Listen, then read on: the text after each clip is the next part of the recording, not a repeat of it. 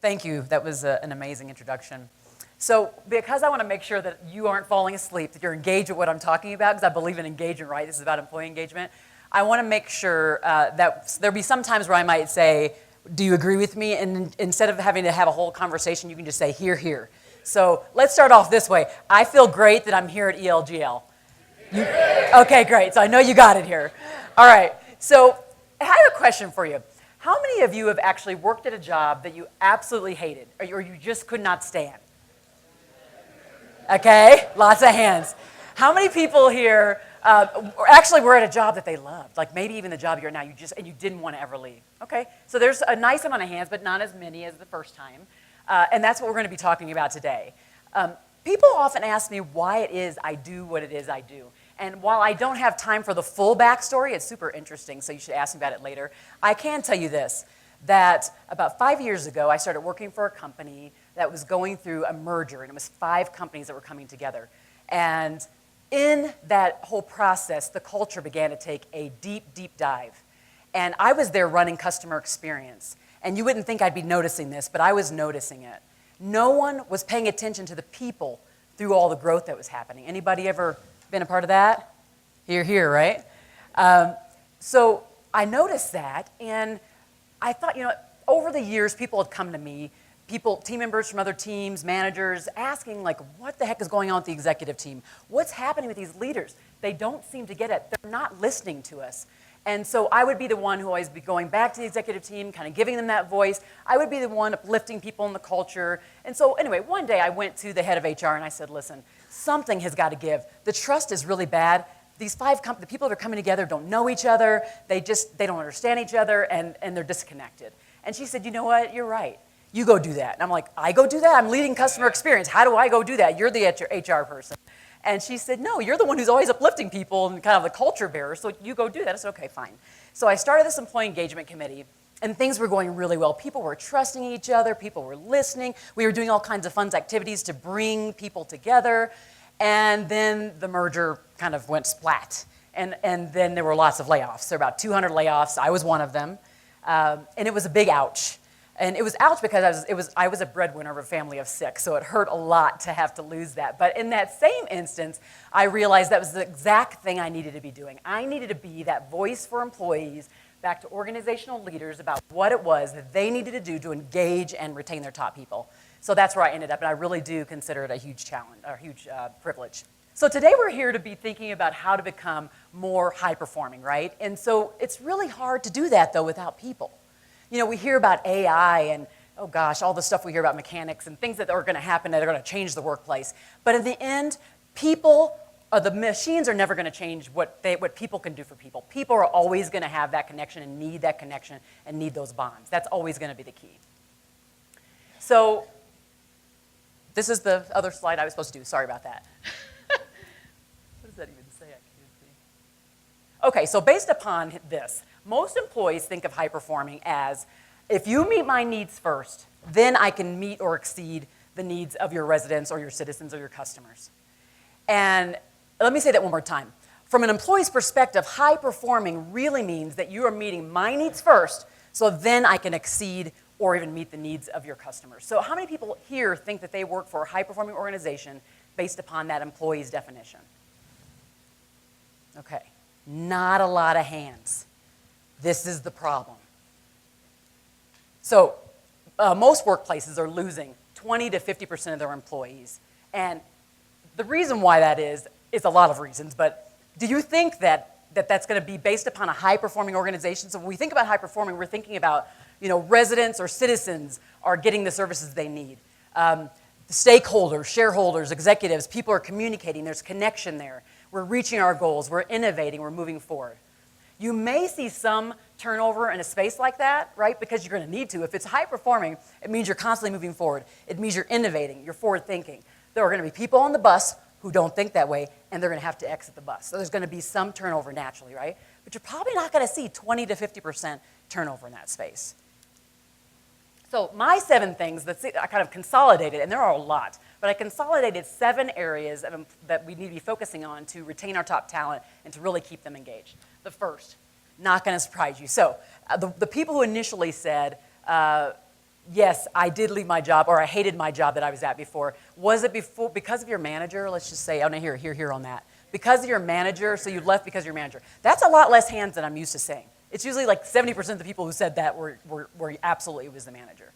And so it's important to remember that the manager can make or break that employee experience. You know, I think about a time there was one of the managers actually in that same merged environment. The executive leader in that organization would walk around and kind of get intel, and he would talk to all his team members, and he would talk to everybody, and then he would get the information and take it back to his executive team, take it back to the shareholders, and make it seem like ideas were his, the information was his, and he would not give credit where credit was due. But let's just get real. I've been a leader of teams for a long time, and I'm not perfect. I can think of a time where I myself had a project, dropped it on one of my team members' desks, watched her face as she was like, like frantic because she had a project, and I wasn't emotionally intelligent enough to pay attention to her. I went on to my meeting and then came back to her and said, I am so sorry. I was super insensitive to what was going on with you. And, you know, again, I apologize. Now, while she might rave about me today as the leader, it's not because I'm perfect. It's because I was willing to admit my mistakes, right? That's really the key here is how vulnerable are we able to be, how transparent are we able to be as leaders. But leaders really do make or break that in the situation. So when we think about the main factors of discontent in the workplace, it really is benefits. It's not benefits, wages, or hours. It's actually the boss. So I want to hear you guys say, just name some things that you think of when you think of your best boss ever. What are some traits that you can think of? Just shout it out. Okay? Empathetic? Present? Autonomy? Okay. Positive. Honest. Funny. Love it. Empowering. See how you're remembering these? And do you notice that these are all things that like don't cost a thing? These are the things that we call soft, but they're the things that are the most memorable, right? They're not so easy to do. So soft is not always easy. And that's the key thing to be remembering here. So law number 2 is appreciation. Recognizing our people all the time. It's said that employees, if they have not received recognition within 7 days, it's as if they have never been recognized. So any managers in here at all? Okay. So the ones who are recognizing your people, let's say you did it last month. That's great. They may not remember it because they remember it more frequently. And so what I always say is that in this space, because we give these dopamine boosts to our employees, every time we recognize them, we show them appreciation for a job well done. And by the way, we get that same happy feeling and dopamine boost too. We want to do it often. So we really want to put up a process in place to do that. Here's kind of an interesting stat on this. So 79% of employees cite that a lack of appreciation is the reason why they leave a job. And that's huge. It says to me that we better be getting this right and really be focusing on how are we going to do this. Now, here's the thing. It's usually the manager's recognition that is the most impactful. Would you all agree, those who have actually either are managers or have been managed? When your manager comes to you and says, amazing job today on that presentation, you just nailed it, right? That feels super good. But the manager can't do it all the time. I mean, they have projects, they have lots of stuff they have going on. So what I always say is that I think it's important for us to crowdsource recognition. So this idea of crowdsourcing just means that we're making sure that recognition is happening at all levels. We're setting up processes to produce really positive emotions. Because here's the thing, employee experience is about 90% about emotions. And leaders get to choose which emotions they unleash from within the people they lead. They get to choose that. So if we set up the processes for, organizational recognition, managerial recognition, either one-on-one, inside the team, right? Peer-to-peer recognition. I had someone call me the other day and ask me to do an interview for an article. And he said, I saw something that you wrote about crowdsourced recognition, and we're talking about or thinking about peer-to-peer bonuses, where peers can give credits for things that are happening throughout the day that in the end equal as a portion of their bonus. And he asked me my opinion, and I said, great, it's awesome. I love that idea because it takes so much of the pressure off the manager to do it all. And it doesn't have to be all of their bonus, but it could be a portion of it. And it feels really good, right, when our coworkers recognize the efforts we do with them inside of teams as well. Okay, this one's an important one. And I've heard Jay and Al and everybody talks about this importance of being heard, of people listening to us, and for us to know that what we say has power, that people will actually act based upon what it is we hear. in this feeling heard space. You think about a baby. It's a funny kind of parallel, but it really is true. Think about a baby, Nick, with a baby that's cooing in the crib, and they're making all these noises, and we hear them, and we go to them, and they're like, oh, good, you heard me. And then let's say they continue to do that, and it takes longer for us to get to them. So we don't hear them, or we don't respond, and they're like, what? Then their voices get higher, and then they start to like yell, and they're like, if they could stomp their feet, right? So if you think about employees in that space, we go to them, they come to us, we react. What if we don't react?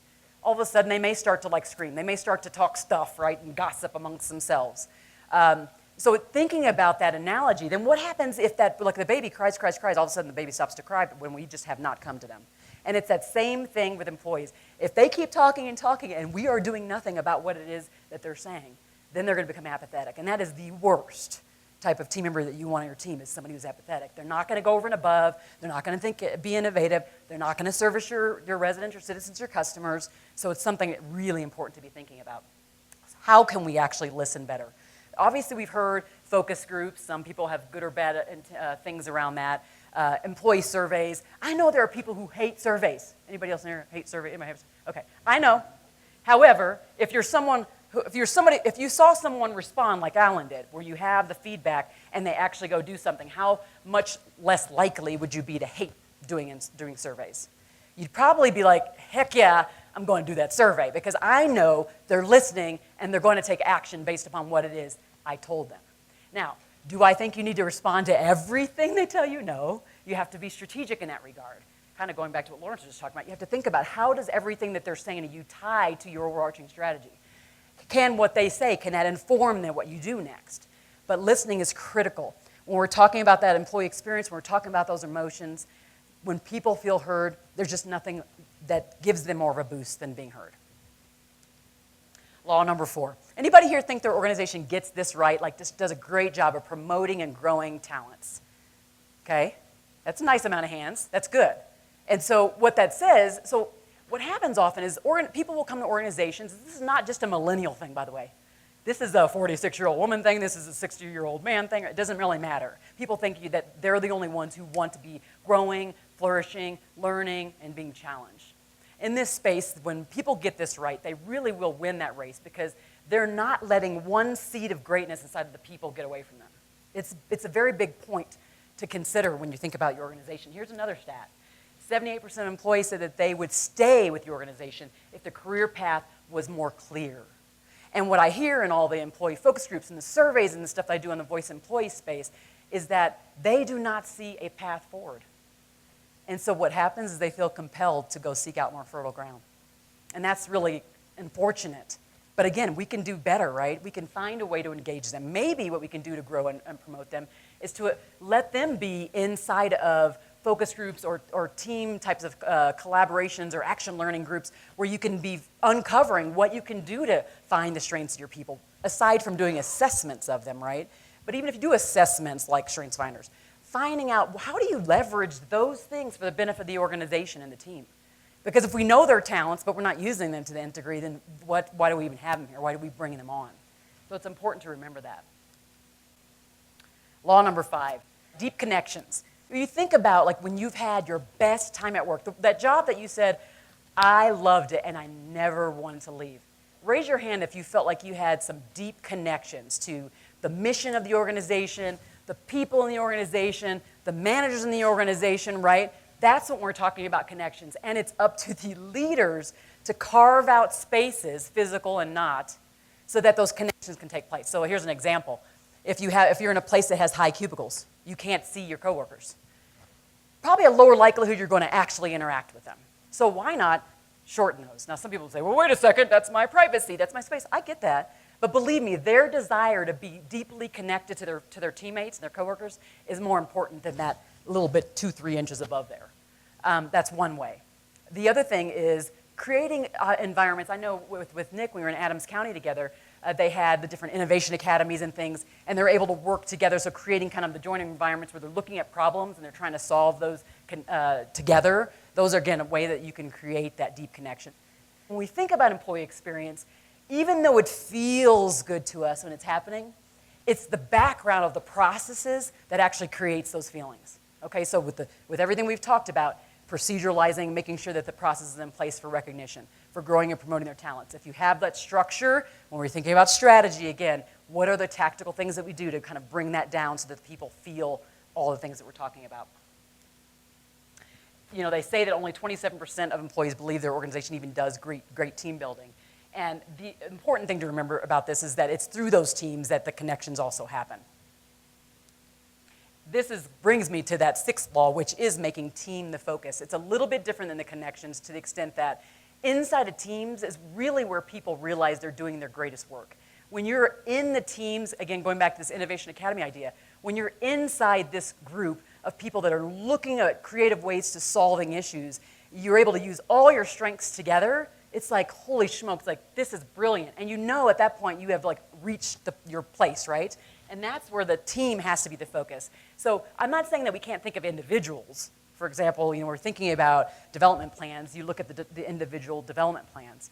But in this case, it's how can I create a more fruitful environment where when we get teams together, they can produce even better results for us. So that could be, again, action learning teams. It could be, the other thing is team recognition. So we have organizational recognition. Why don't we do things where we promote teamwork? What happened within a team project, and bringing that forward and recognizing them in that space too. That would be a great solution to highlight team. The last law, I put this here purposely, paying them fair, paying them equitably. I put it here because pay's good. Everybody here want to be paid well? I mean, yeah, pretty much. Yeah. Anybody here ever leave a job for more money? Okay, I'm a rarity, it appears, because I have done that. But so in the end, though, pay is important, but it's not the most important. If we have not recognized our people and they don't feel appreciated, the money won't matter. If we have not found their strengths, dug deep, brought those out, the money won't matter. If we don't trust our leaders, the money won't matter. I actually would not have left that place for more money if that manager valued me as a person. They didn't make me feel like I was dispensable. They weren't threatened by my ambition and the speed at which I move, like Nick says here. And they said, wow, we can use all that energy for the benefit of our organization. That wasn't what happened. So the money then became an issue. Would not have been an issue if I had the other things taken care of first. So the thing to think about when we're looking at pay is make sure that you're evaluating the entire market. This may be HR doing this, but you still can be the catalyst for this taking place. You can do stay interviews. This is something that happens when the employee is there. They already kind of like you still, and still you go do the exit interview and they may be not liking you or their head is not in the game. So you ask these questions around, why did you come to the organization? What makes you get up in the morning, and just jump out of bed and want to be here? Was pay a factor? If you were to consider leaving, would it be for money? You want to know these things ahead of time. You want to get ahead of it, because the idea here is we want to retain the people. It costs way too much to train them, right? And a lot of times in government, there's people who've been there 20-something years. They have so much of that knowledge that you don't want to lose it if you don't have to, if we can get their mindsets in that forward-thinking, high-performing way of thinking. So kind of driving this home, 37% of engaged employees would consider leaving for a raise of 20% or less versus the 57% for disengaged. What this really says, it just continues to highlight that those that are engaged, so we've done all those things we talked about before the money was the issue, those that are engaged are less likely to leave for money than those that are disengaged. So those are just sitting around going, yeah, like when's the day going to end? Money will be more of an issue. So I'm actually at the end of my talk, but I do want to let you know that I do a lot of content in this area. So I have a free newsletter that I do every week. I put out every week an email, and you can get some freebies inside of that newsletter too. So if you have any questions after, we'll have a Q&A, and this has been great.